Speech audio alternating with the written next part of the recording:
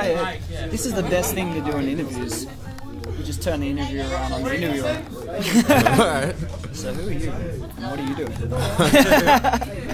He's like a turntable genius man. Yeah, come on.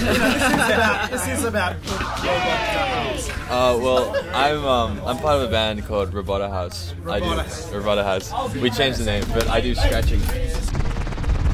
Actually, you know, a good source of sampling material is actually just interviews with other curators in Sydney. Okay, now, is everybody here? Oh, yeah. Well, listen, do we all know why we're here today? Oh, yes. Well, then, would somebody please tell me? I've forgotten. Oh, boy, we don't know it. So, what's Wormwood? Well, on Facebook it says Wormwood is a night curated for curious souls, so it's pretty much a gig that's not a gig. It's more than that. There's different things you can experience and kind of get lost in. Scott Optics do all our visuals, so we kind of come up with a concept for each one and plan it. And then we also have antiques, which is different every month. We've had hooker pipes, we've had a 3D night, what else? There's just always something different. My name's Liam O'Donoghue. Tonight I'm here in my capacity as a curator of sorts for Kinema and sort of co-director of a new space that Kinema is operating in called the AV Union, along with Sound Series. Kinema kind of, I feel, maybe fills a bit of a void in the artist-run sort of scene of having a sort of dedicated film venue. We have lots of artist-run initiatives that focus on sort of experimental music.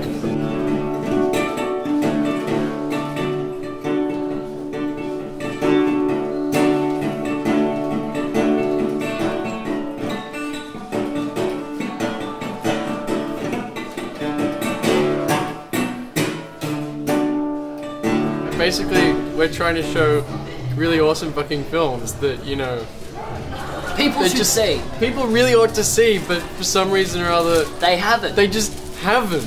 And there's no dedicated there's no home for cinematheque, like anything showing early films of any particular period. It's just fucking nothing. Walking around here, this is round back. We're still at Wormwood. Well, it's kind of sad that we can't really directly promote these venues at all. The venues and the gigs they play in exist outside the law. So, they can't apply for grants really, you know, unless it's kind of done in a roundabout way and stuff like that. So it's completely self-funded. If we were to try and do everything we do completely above board with the proper licenses, the proper development applications, proper insurance. I mean, we do have licenses to screen things. We can kind of, there's a grey area with our development applications. You know, there are lots of obstacles, but they're not necessarily coming up actively against you. But it's not at that point yet where creative people are able to make spaces. It's people with money are able to make spaces. We're having a fundraiser tonight to help us pay to fit out our shop and pay our rent.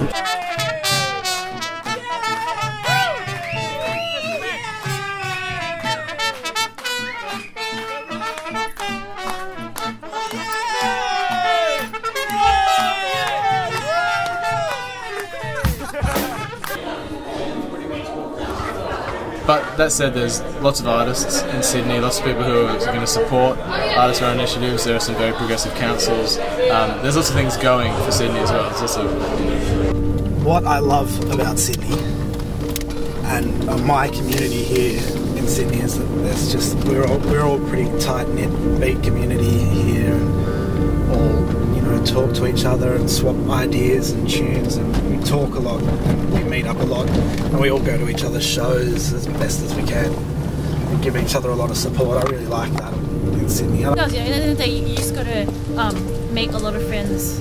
That's what it comes down to.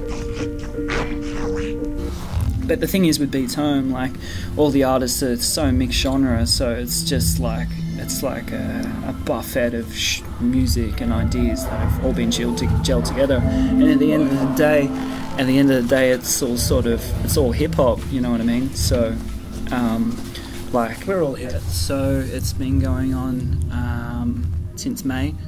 We had our first May show. Like, you get these shows where the promoters are putting it on, they're charging X amount, they want money to put on the shows, but like if I'm putting on free shows and everyone knows that it's run by a producer for producers, and everyone can get a little sneaky little $50 for playing the gig, then everyone's fucking happy, man, with a few drink passes.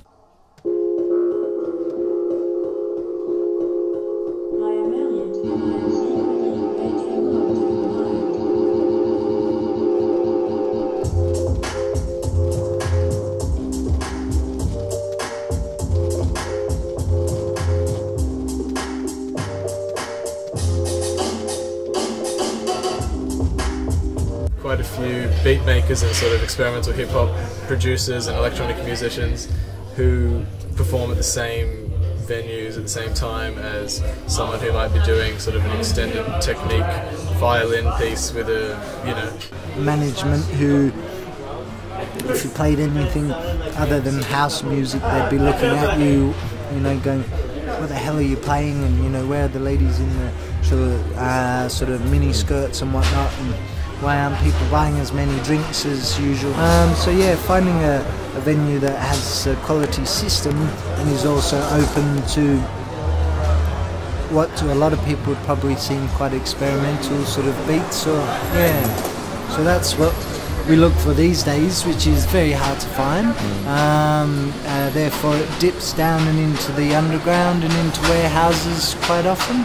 It's just a bit trickier in terms of getting the space and like proving to people what you're doing. Like, it's like a quality assurance thing for them, like whether you're going to bring people and if your music's too out there. So I think just like because it's more experimental, some of the stuff we're showing, it suits the vibe, suits the mood.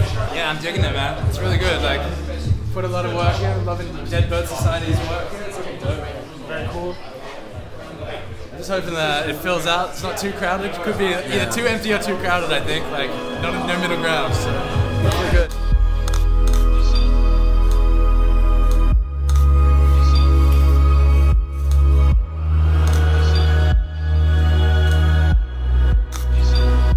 I guess. Yeah. Pretty stoked. Hopefully it's only going to get bigger, but we're kind of waiting for more booze. We've run out of booze twice.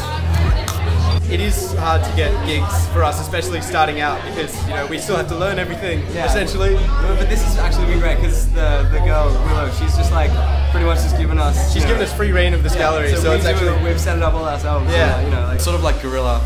It's like a guerrilla gig, really. Like we've been here like 3 times, and we pretty much brought all our gear, set it all up, and now we're ready to play.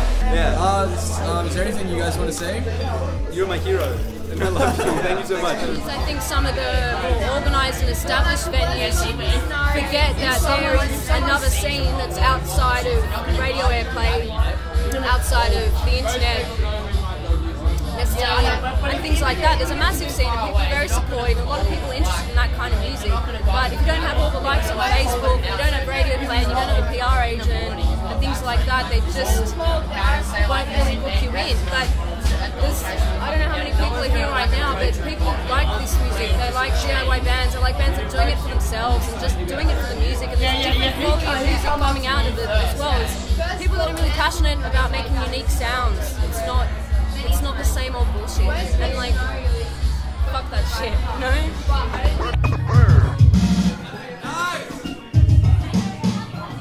you know? Sometimes on the odd night we'll get like a really massive sort of crowd that really get into it and get like a dance floor going and everything, and then like that's why we do it. How do you generally promote? Like Facebook and stuff, and people hear about us and they hear that we have free drinks. And that's what like we find a lot of people come and ask for. Like when they get there, they're just like, "Hey man, do you have the free drinks?" Like, yeah. How about the awesome beats? No, currently not. but we've actually had a fair bit of love from FBI recently, which has been pretty nice. Simply due to the fact that we sent them an email. I mean, it's as simple as that. Like they've got their whole supporter drive thing going on at the moment, saying they're opening doors to new Sydney music. Oh, the FBI thing? Yeah. That was the first time we'd really actually seriously put our music anywhere. We sent them an email saying we're having a gig, and got an email back within an hour saying the bill that you guys have for this year looks great.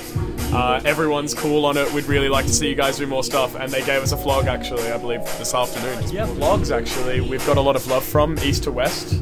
I want to give a shout out to Holly actually, because she's cool and she's done some really great stuff for us. She's upped and just big upped all of the stuff that we've released. How's fucking Warbonds going? That guy is awesome. I'll go on record saying that Duoda, Warbonds, whatever you call him, is amazing. He's good and he needs to do more shit. I mean, at the end of the day, it's no fun to be listening to this kind of music at home on your own. I'd rather listen to it in a room full of awesome people.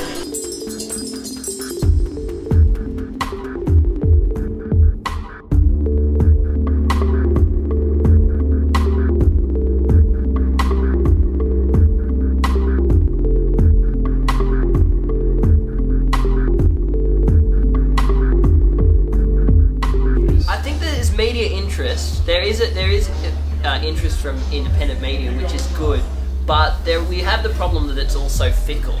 So, you know, I mean, at one thing, it's great to pack out a crowd, in a couple of weeks in a row. But interest in Sydney moves on very quickly. This, as you might have guessed, is the end of the movie. The entire cast is assembled here at the Centerville Recreational Facility to bid farewell to you and to express thanks for your attendance at this theater. Fantastic! Yeah, I've seen that escape act before. And that's what counts. This, no doubt about it.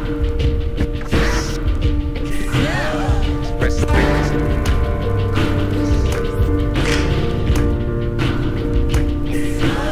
That's what counts.